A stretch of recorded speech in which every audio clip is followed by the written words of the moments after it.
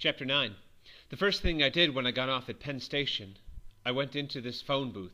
I felt like giving somebody a buzz. I left my bags right outside the booth so that I could watch them, but as soon as I was inside, I couldn't think of anybody to call up. My brother D.B. was in Hollywood.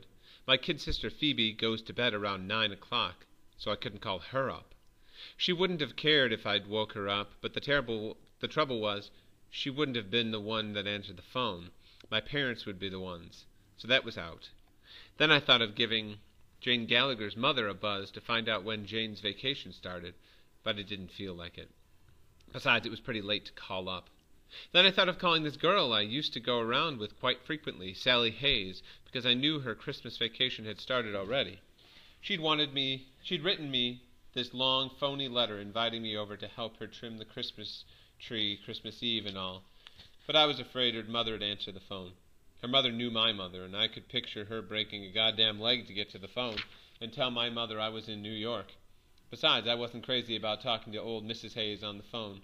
She once told Sally I was wild. She said I was wild and that I had no direction in life.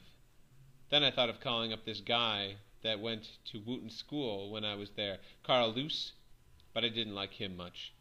So I ended up not calling anybody. I came out of the booth after about 20 minutes or so, and I got my bags and walked over to that tunnel where the cabs are and got a cab. I'm so damn absent-minded, I gave the driver my regular address, or just out of habit and all. I completely forgot I was going to shack up in a hotel for a couple of days and not go home till vacation started. I didn't think of it till we were halfway through the park. Then I said, "Hey, do you mind turning around when you get a chance? I gave you the wrong address. I want to go back downtown." The driver was sort of a wise guy. "I can't turn around here, Mac. This here's a one-way. I'll have to go all the way to 90th Street now." I didn't want to start an argument. "Okay," I said. Then I thought of something all of a sudden. "Hey, listen," I said. "You know those ducks in that lagoon right near Central Park South? That little lake? By any chance, do you happen to know where they go? The ducks, when it gets all frozen over? Do you happen to know, by any chance?" I realized it was only one chance in a million. He turned around and looked at me like I was a madman. "What you trying to do, bud?" he said. "Kid me?" "No, I was just interested, that's all." He didn't say anything more, so I didn't either, until we came out of the park at 90th Street. Then he said, "All right, buddy, where to?" "Well, the thing is, I don't want to stay at any hotels on the east side where I might run into some acquaintances of mine. I'm traveling incognito," I said. I hate saying corny things like traveling incognito. But when I'm with somebody that's corny, I always act corny too. "Do you happen to know whose band's at the Taft or the New Yorker, by any chance?" "No idea, Mac." "Well, take me to the Edmont, then," I said. "Would you care to stop on the way and join me for a cocktail? On me, I'm loaded." "I can't do it, Mac. Sorry." He certainly was good company. Terrific personality. We got to the Edmont Hotel and I checked in. I'd put on my red hunting cap when I was in the cab, just for the hell of it, but I took it off before I checked in. I didn't want to look like a screwball or something. Which is really ironic. I didn't know then that the goddamn hotel was full of perverts and morons. Screwballs all over the place.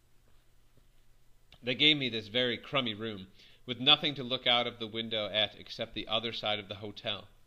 I didn't care much. I was too depressed to care whether I had a good view or not. The bellboy that showed me to the room was this very old guy, around 65.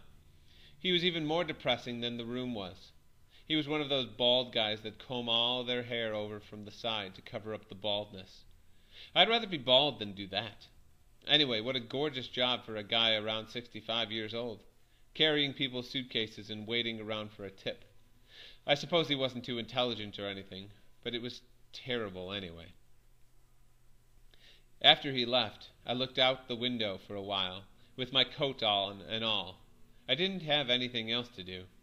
You'd be surprised what was going on the other side of the hotel. They didn't even bother to pull their shades down. I saw one guy, a gray-haired, very distinguished-looking guy with only his shorts on, do something you wouldn't believe me if I told you. First, he put his suitcase on the bed. Then he took out all these women's clothes and put them on. Real women's clothes, silk stockings, high-heeled shoes, brassiere, and one of those corsets with the straps hanging down and all. Then he put on this very tight black evening dress. I swear to God. Then he even started walking up and down the room, taking these very small steps, the way a woman does, and smoking a cigarette and looking at himself in the mirror. He was all alone, too. Unless somebody was in the bathroom, I couldn't see that much. Then, in the window almost right over his, I saw a man and a woman squirting water out of their mouths at each other. It probably was highballs, not water, but I couldn't see what they had in their glasses. Anyway, first he'd take a swallow and squirt it all over her, and then she did it to him. They took turns, for God's sake. You should have seen them. They were in hysterics the whole time, like it was the funniest thing that ever happened. I'm not kidding. That hotel was lousy with perverts. I was probably the only normal bastard in the whole place, and that isn't saying much. I damn near sent a telegram to old Stratladder telling him to take the first train to New York. He'd have been king of the hotel. The trouble was, that kind of junk is sort of fascinating to watch, even if you don't want it to be. For instance, that girl that was getting water squirted all over her face, she was pretty good looking. I mean, that's my big trouble. In my mind, I'm probably the biggest sex maniac you ever saw. Sometimes I can think of very crummy stuff I wouldn't mind doing if the opportunity came up. I can even see how it might be quite a lot of fun in a crummy way, and if you were both sort of drunk and all, to get a girl and squirt water or something all over each other's face. The thing is, though, I don't like the idea. It stinks if you analyze it. I think if you don't really like a girl, you shouldn't horse around with her at all. And if you do like her, then you're supposed to like her face. And if you like her face, you ought to be careful about doing crummy stuff to it, like squirting water all over it. It's really too bad that so much crummy stuff is a lot of fun sometimes. Girls aren't too much help either. When you start trying not to get too crummy, when you start trying not to spoil anything really good. I knew this one girl a couple of years ago that was even crummier than I was. Boy, was she crummy. We had a lot of fun, though, for a while in a crummy way. Sex is something I really don't understand too hot. You never know where the hell you are. I keep making up these sex rules for myself, and then I break them right away. Last year I made a rule that I was going to quit horsing around with girls that deep down gave me a pain in the ass. I broke it, though, the same week I made it. The same night, as a matter of fact. I spent the whole night necking with a terrible phony named Anne Louise Sherman. Sex is something I just don't understand. I swear to God I don't. I started toying with the idea, while I kept standing there, of giving old Jane a buzz.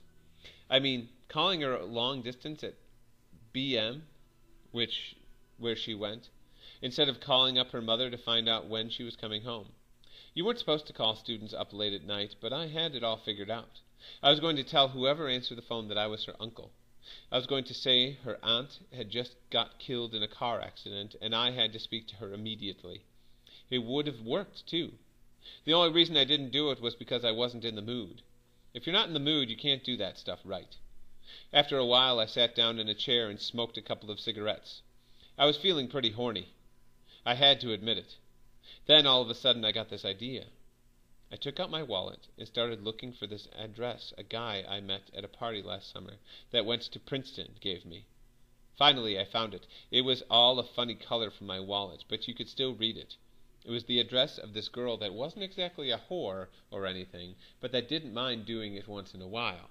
This Princeton guy told me. He brought her to a dance at Princeton once, and they nearly kicked him out for bringing her. She used to be a burlesque stripper or something. Anyway, I went over to the phone and gave her a buzz.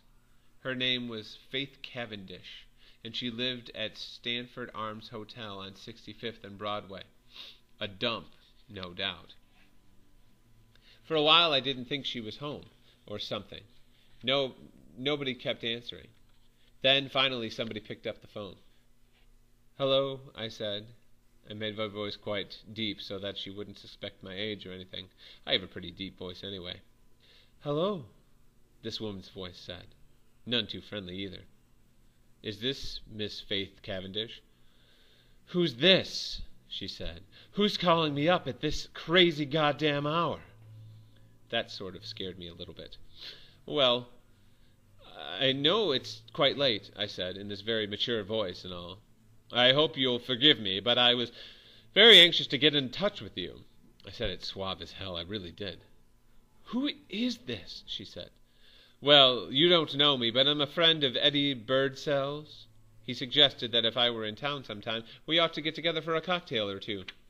"Who? You're a friend of who?" Boy, she was a real tigress over the phone. She was damn near yelling at me. "Edmund Birdsell. Eddie Birdsell," I said. I couldn't remember if his name was Edmund or Edward. I only met him once, at a goddamn stupid party. "I don't know anybody by that name, Jack. And if you think I enjoy being woke up in the middle—" "Eddie Birdsell, from Princeton," I said. You could tell she was running the name over in her mind and all. Birdsell from Princeton. Princeton College?" "That's right," I said. "You from Princeton College?" "Well, approximately." "Oh, how is Eddie?" she said. "This is certainly a peculiar time to call a person up, though. Jesus Christ!" "He's fine. He asked me to be remembered to you." "Well, thank you. Remember me to him," she said. "He's a grand person. What's he doing now?" She was getting friendly as hell all of a sudden. "Oh, you know, same old stuff," I said. How the hell did I know what he was doing? I hardly knew the guy. I didn't even know if he was still at Princeton. "Look," I said, "would you be interested in meeting me for a cocktail somewhere?" "By any chance do you have any idea what time it is?" she said. "What's your name, anyhow, may I ask?" She was getting an English accent all of a sudden. "You sound a little on the young side." I laughed. "Thank you for the compliment," I said, suave as hell. "Holden Caulfield's my name." I should have given her a phony name, but I didn't think of it. "Well, look, Mr. Caulfield, I'm not in the habit of making engagements in the middle of the night. I'm a working gal." "Tomorrow's Sunday," I told her. "Well, anyway, I gotta get my beauty sleep. You know how it is." "I thought we might have just one cocktail together. It isn't too late." "Well, you're very sweet," she said. "Where you calling from? Where you at now, anyways?" "Me? I'm in a phone booth." "Oh," she said. Then there was this very long pause. "Well, I'd like it awfully to get together with you sometime, Mr. Caulfield. You sound very attractive. You sound like a very attractive person, but it is late." "I could come up to your place." "Well, ordinary, I'd say grand. I mean, I'd love to have you drop up for a cocktail, but my roommate happens to be ill. She's been laying here all night without a wink of sleep. She just this minute closed her eyes and all. I mean—" "Oh, that's too bad." "Where you stopping at? Perhaps we could get together for cocktails tomorrow." "Oh, I can't make it tomorrow," I said. "Tonight's the only time I can make it." What a dope I was. I shouldn't have said that. "Oh, well, I'm awfully sorry." "I'll say hello to Eddie for you." "Will you do that? I hope you enjoy your stay in New York. It's a grand place." "I know it is. Thanks. Good night," I said. Then I hung up. Boy, I really fouled that up. I should have at least made it for cocktails or something.